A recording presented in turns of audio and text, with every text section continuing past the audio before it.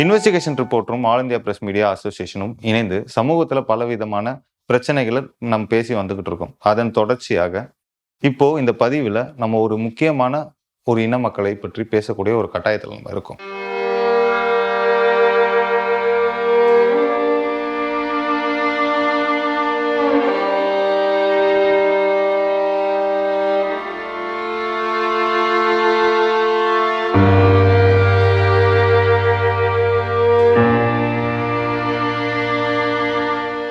ஹைவேல நீங்க பேருந்துலையோ இல்ல கார்லயோ நீங்க பயணம் செஞ்சுட்டு இருக்கப்ப நிறைய பெண்கள் குழந்தைகள் ஸ்டிக்கர்ஸ் விற்பாங்க, புக்ஸ் விற்பாங்க, சன்ஷேட்ஸ் விற்பாங்க.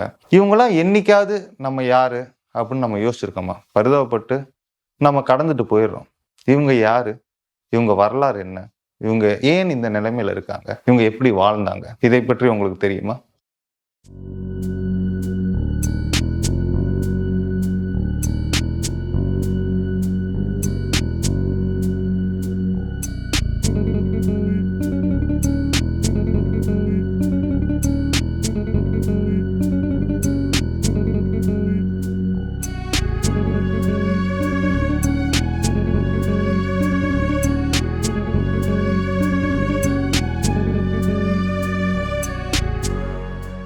சமூகத்துல நிறைய சமுதாயங்களுக்கு நிறைய விதமான பிரச்சனைகள் இருந்தாலுமே இந்த ட்ரைபுக்கு ஒரு முக்கியமான ஒரு பிரச்சனை இருக்குங்க. அது என்னன்னு பாத்தீங்கன்னா அவங்க ஐடென்டிட்டி தான் பிரச்சனையே. ஐடென்டிட்டியை திருப்பி தாருங்கள் அப்படின்னு மக்களிடமும் அரசாங்கத்திடம் பிச்சை எடுத்துக்கிட்டு இருக்காங்க. சோலிகா ட்ரைப் இவங்களோட ஆரிஜின் எங்கன்னு பாத்தீங்கன்னா பில்கிரி ரங்கனா ஹில்ஸ். அதே சமயத்தில் கர்நாடகாவில் பல்வேறு காடு பகுதியில இவங்க வசிச்சு வந்துகிட்டு இருந்தாங்க. சோலிகா இந்த வார்த்தைக்கு அர்த்தம் என்னன்னு பாத்தீங்கன்னா சில்ட்ரன் ஆஃப் பேம்பு, மூங்கில் மரத்தின் குழந்தைகள்னு அழைக்கப்படுறாங்க. இந்த இன மக்கள் வழிபடக்கூடிய கடவுள் எதுன்னு பாத்தீங்கன்னா புலிகள். புலிகள் பாதுகாப்புக்கு பல நூறு வருஷங்களாக இவங்களுக்கு ஒரு மிக முக்கியமான ஒரு பங்கே இருக்குங்க. அது இல்லாம இவங்க மிக சிறந்த வேட்டையர்கள், வனமகன்னே சொல்லலாம். முதலைய ஒரு நீர்க்குச்சியாலேயே மயக்கமடைய வைத்து தோல்ல தூக்கி சென்றவர்கள். வலையெல்லாம் தேவையில்லை அவங்களுக்கு, ஒரு சின்ன குச்சி இருந்தா போதும் முதலையே வேட்டையாடுவாங்க. நீர் முதலே அவங்க உணவாகவே இருந்தது. இந்தியாஸ் மோஸ்ட் ப்ரைட்ஃபுல் ட்ரைப்னு இவங்கள சொல்லலாம். இப்படி பாரம்பரியமா வாழ்ந்துட்டு இருந்த இந்த ட்ரைபுக்கு எங்க பிரச்சனை ஆரம்பிக்குதுன்னு பாத்தீங்கன்னா 1946லங்க. அப்பதான் பத்ரா டேம் வந்து கர்நாடகாவில் கெட்டுறாங்க. அப்போ வந்து இந்த பகுதி மக்கள்கள் அந்த இடத்துல வாழ்ந்து வசிச்சு வந்துட்டு இருக்காங்க. அப்போ இந்த ரீலொகேஷன் மாறுது. அங்க மட்டும் பிரச்சனை இல்லை, 1972 வைல்ட் லைஃப் சான்ச்சுரியாக மாற்றப்படுது. ஸோ இந்த மாதிரி நிறைய கவர்மெண்ட் ஸ்கீம்ஸ், அது இல்லாமல் டைகர் ரிசர்வ் ஃபாரஸ்டா மாத்தினாங்க.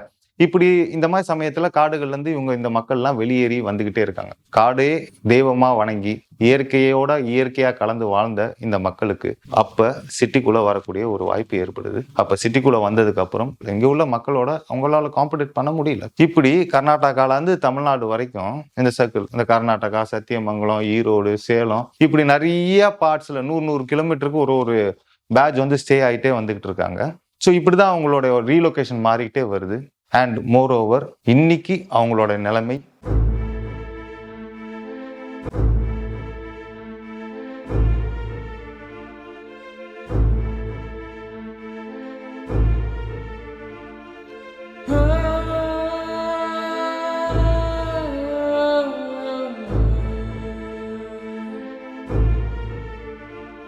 இந்த சோலிகா ட்ரைபோட மொத்த பாப்புலேஷன் பாத்தீங்கன்னா 40,000 தாங்க. பட் இதுல வந்து பெனிஃபிட் ஆயிருக்காங்க. ஒரு 1200 குடும்பங்கள் பெனிஃபிட் ஆயிருக்காங்க 2008ல. ஃபாரஸ்ட் ரைட் ஆக்ட் மூலமா கோர்ட்ல வந்து பதிவு பண்ணி ஒரு 1200 ஃபேமிலிஸ் வந்து பெனிஃபிட் ஆயிருக்காங்க. ஒரு 6000 மக்கள் வந்து தமிழ்நாட்டில் வசிக்கிறாங்க. மிச்சம் 34,000 மக்கள் வந்து கர்நாடகாலே இருக்காங்க. ஒரு வேரியஸ் பார்ட்ல இருக்காங்க. சோ இந்த மக்கள் தான் நீங்க ஹைவேல பார்க்கக்கூடிய மக்கள். இப்படி பாரம்பரியமாக அரசர்களாக வாழ்ந்த மக்களோட நிலைமை இப்படிதாங்க இருக்கு. மேற்கொண்டு இந்த மக்களை பற்றி ஆய்வு செய்ய all India press media association doctor A Velmurugan அவர்கள்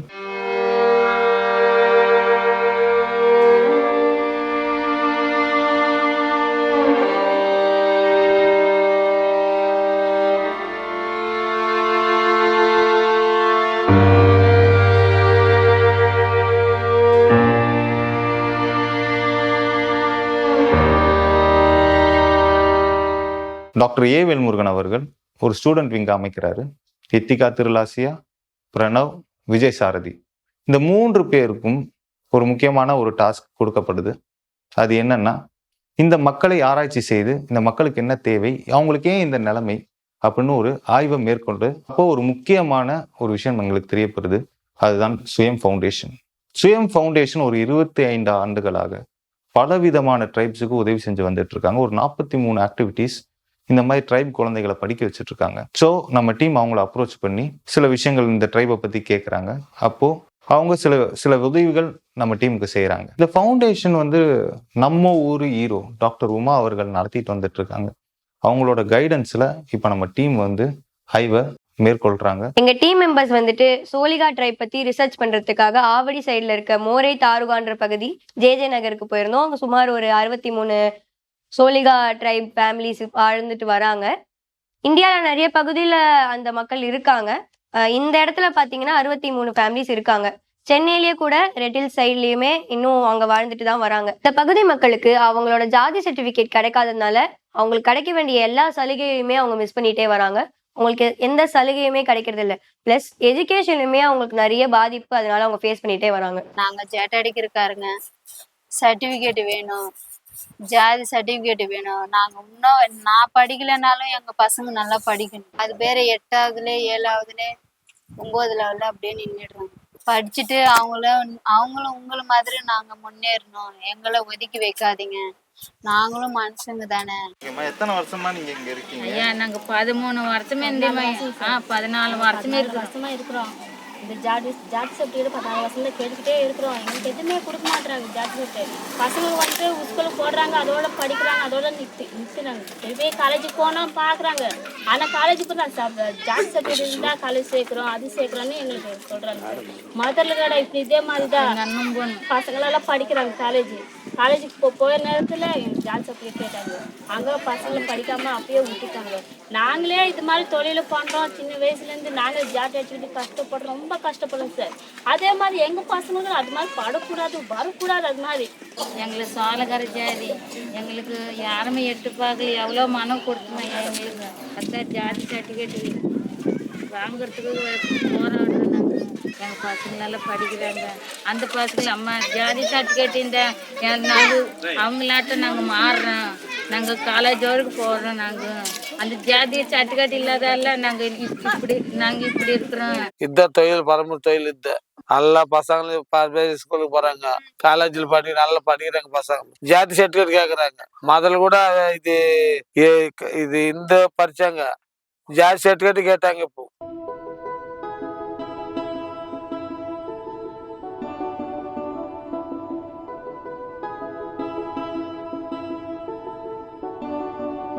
வணக்கம். அடித்தள மக்களுக்கு தான் ஒரு சொசைட்டியில் முக்கியத்துவம் கொடுக்கப்பட வேண்டும். அதனால் இந்த அடித்தள மக்களுக்கு அவங்க 15 வருஷமாக கேட்குறது, நான் சோழகா, எனக்கு சோழகான சர்டிஃபிகேட் கொடுன்னு கேட்குறாங்க. அதை கொடுத்துட்டு போகிறதுனால என்ன பெரிய நஷ்டம் நம்ம தமிழ்நாடுக்கு வந்துட போகிறது, இல்லைன்னா நம்மளோட இந்தியாவுக்கு வந்துட போகுதுன்னு தெரியல. ஏன்னா அவங்க தாத்தா பாட்டி பூட்டாங்காலத்தில் சொல்லி கொடுத்துருக்காங்க, நீ சோழகாவை சேர்ந்தவன், நம்ம எல்லாம் சோழகா இனத்தை சேர்ந்தவங்க, நம்ம கர்நாடகாலேருந்து கீழே இறங்கி வந்துட்டோம், மலையிலேருந்து நம்ம நடந்து இங்கே செட்டில் ஆகிருக்கோம் அப்படின்றத சொல்லி கொடுத்துருக்காங்க. ஆனால் பூர்வீக ஒரு 100 வருஷத்துக்கு முன்னாடி அவங்க கன்னடா பேசிட்டு இருந்திருக்காங்க. இப்போ கன்னடாவோட வாசமே இல்லாமல் தெலுங்கும் தமிழையும் தான் பேசிக்கிட்டு இருக்காங்க. ஆனால் அவங்க அதுக்காக சோழகா இல்லாமல் ஆக போகிறது இல்லை. அதுவும் முக்கியமான நாடோடி பழங்குடியினர்களாக இருக்கிறதுனால தமிழ்நாட்டில் நாடோடி பழங்குடியினர் இருக்காங்கன்றத கண்டிப்பாக சென்ட்ரல் கவர்மெண்ட் ஒத்துக்கிட்டு தான் ஆகணும். அதை ஒத்துக்க வைக்க வேண்டியது நம்ம தமிழ்நாட்டு கவர்மெண்ட்டோட பொறுப்பு. அதனால எப்படியாவது நம்ம இந்த விஷயத்தை எல்லார் மூலியமாக கொண்டு போய் சேர்த்து இந்த சின்ன மக்கள் தொகை இருக்கிற மக்களுக்கு நம்ம பெரிய லெவலில் சப்போர்ட் பண்ணி எப்படியாச்சும் அவங்களோட உரிமையான இந்த ஜாதி சர்டிஃபிகேட்டை வாங்கி கொடுக்கணுன்றதுக்காக தான் உங்ககிட்டலாம் இந்த விஷயத்தை கொண்டு வைக்கிறேன். ஸோ உங்களுக்கு முன்னாடி வச்சுட்டேன். இன்னைக்கு மேலே இந்த டார்ச்சை நீங்கள் எடுத்துகிட்டு போயிட்டு உச்சிக்கு கொண்டு போய் உறக்க சொல்லி எல்லாருமா சேர்ந்து சப்போர்ட் பண்ணி இவங்களுக்கு 70 வருஷமாக இழைக்கப்பட்ட அநீதிக்கு ஒரு நீதியாக இந்த சர்டிஃபிகேட் அவங்க கைக்கு போய் சேரணும்னு கேட்டுக்கிறோம். இந்த மக்கள் சார்பாகவும் நாங்கள் எங்கள்கிட்ட இதை ஒரு கோரிக்கையாக வைக்கிறேன். தேங்க்யூ.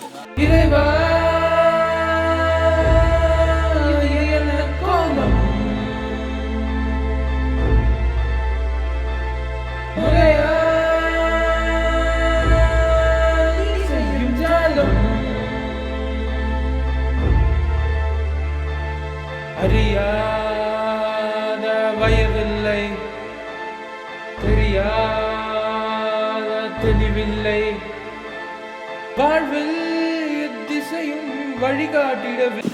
இந்த அரசாங்கம் கிட்ட நீங்க வந்து என்ன வேணும், என்ன அரசாங்கம் கிட்ட நீங்க சொல்ல விரும்புறீங்க? அரசாங்கிட்ட போனாலும் ஜாதி சர்டிஃபிகேட் தான் கேட்போம்.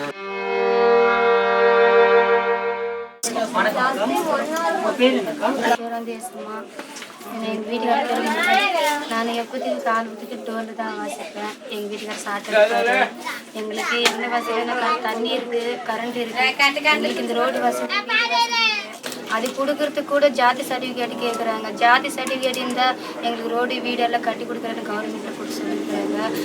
அதனால உங்களால் முடிஞ்சால் எங்களுக்கு ஜாதி சர்டிஃபிகேட்டு கொடுங்க, நாங்களும் வசதியாக வாழணும். எங்கள் குழந்தைங்க எங்களோட தொழில் எங்கள் தாத்தா பாட்டிலேருந்து எங்களோட தொழில் நிறுத்திக்கலான்னு இருக்கிறோம். எங்கள் குழந்தைங்களாச்சு நல்லா படித்து அவங்க நல்லா படித்து பெரிய ஆள் ஆகணும்னு எங்களுக்கு ஆசையாக இருக்குது.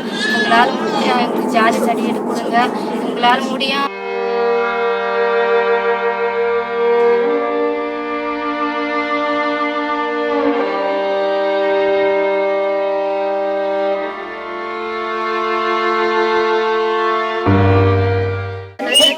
சாப்பாடு எதுவுமே இந்த அடிப்படையான வசதி இல்லை. இந்த வசதி எதுவுமே இல்லைனாலும் அட்லீஸ்ட் அந்த கம்யூனிட்டி சர்டிஃபிகேட் இவங்களுக்கு கிடைச்சா வச்சு இவங்களே தானா முன்னேறுவாங்க வாழ்க்கையில. ஸோ நான் கவர்மெண்ட்டை ப்ளீஸ் ரிக்வெஸ்ட் பண்ணி கேட்கறது, இவங்க எல்லாருக்கும் கம்யூனிட்டி சர்டிஃபிகேட் கிடைக்கணும். அதை வச்சு அவங்க வாழ்க்கையில முன்னேற please save them #save Soliga try.